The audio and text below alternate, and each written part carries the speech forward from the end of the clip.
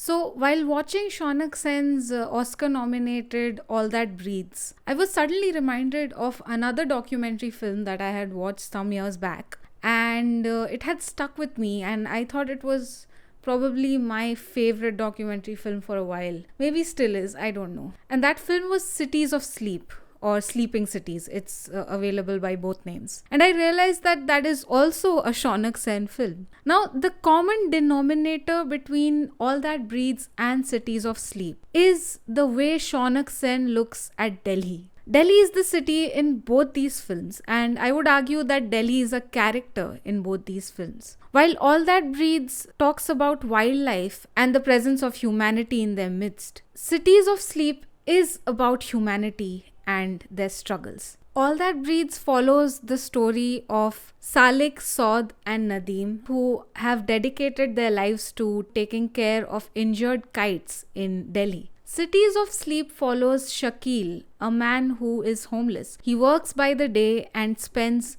most of his nights just looking for a place to sleep. In Cities of Sleep, at one point, Shakil says that if you want to see how rich a man is, just notice his sleep. A well-fed, well-to-do person will always get enough sleep, and one who doesn't have a home, doesn't have food, doesn't have money, they don't get to sleep either. Now, the wonderful fact about both these films is that they are about animals and humanity adapting. In All That Breathes, the characters talk about animals that have had to adapt to the cityscape where they live. It's beautifully done wildlife photography in a place where you've never seen it before, on garbage piles and in the sewers and gutters of the city next to a road where no one's watching. That's how All That Breathes has brought out the beauty of Delhi's filthiest surroundings through the eyes of animals and the way they live. They persevere. They don't give up just because it's a human environment. As the characters say, humans are their environment now. In Cities of Sleep, we see people without homes doing kind of the same thing, scavenging and looking for ways to sleep, ways to spend the night. And while in All That Breathes, the animals have adapted, like birds take cigarette butts and keep them around them to keep pests away. Similarly, in Cities of Sleep, we find out that people sleep on dividers during the summer because mosquitoes can't touch them when there are cars going by. It's all about adaptation, adapting to a wild, crazy city which is passing you by, but that gives you a place to live if you can live in those conditions. All That Breathes has a political angle to it. The politics of being human and the politics of being an animal, and the place where both of those things merge together. Like when Muslims in India are called termites and pests to drive them out of the house. And kites are not treated at animal hospitals because they are non-veg birds. Yeah, that's a thing they talk about in the film. On the other hand, Cities of Sleep is an individual human being's struggle with loneliness, struggle with the self, struggle with their inefficiency at being a proper human being. The funny thing about Cities of Sleep is that Shakil, the protagonist, has a home that he can go back to in Assam, but he chooses to live on the streets in Delhi because he doesn't feel at home.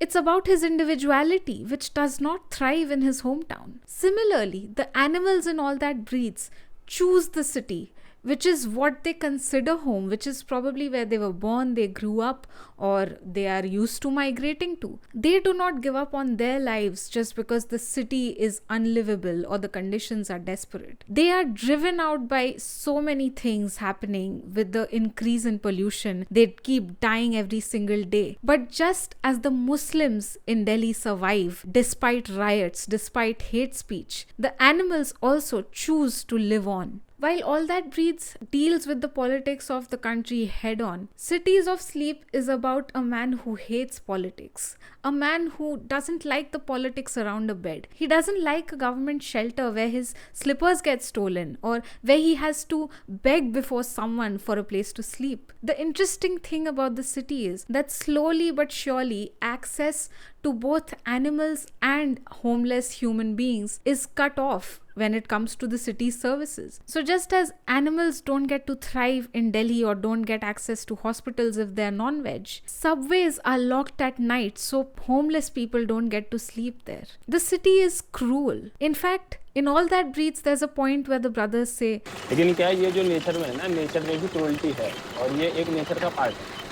and the funny thing is that this cruelty in nature that he talks about exists in humanity as well. As we see how people treat each other when it comes to just getting by in life, surviving, how the government treats people on the streets who don't have a home, it's as if they are not humans at all.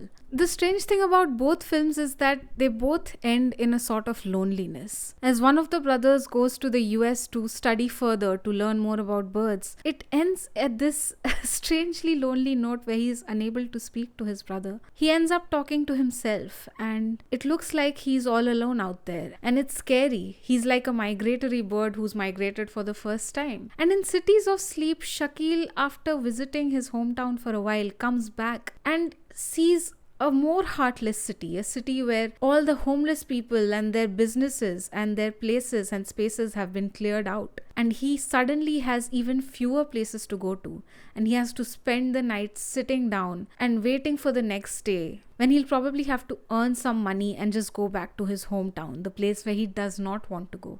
Now you see, that is the madness of living in a big city. Whether you're an animal or a human being, irrespective of your religion or even your species, Delhi is this organism where there is beauty in filth. It can provide you spaces, but not spaces that help you survive. Survival depends on how much a creature can adapt. It doesn't matter whether they are a human being or just wildlife. Delhi expects you to adapt, to get by in that filth and in that loneliness, to get by amidst hatred, hoping for the kindness of a few strangers. And that's kind of the beauty of living in a metropolitan city. Just the grunge and the sadness and the way it brings out the survival skills of every creature. In the case of wildlife, that survival skill may have to do with fighting off prey. In the case of humanity, it is very clear that survival can only come from kindness. Who knew Delhi could teach you so many things? Thank you guys so much for watching. If you like this video, please like this video, share this with your friends, and leave a comment. Tell me what are the documentaries you love, and did you watch All That Breathes, and did you like it, and do you think it should have won an Oscar? So yeah, I'll see you next time. Bye.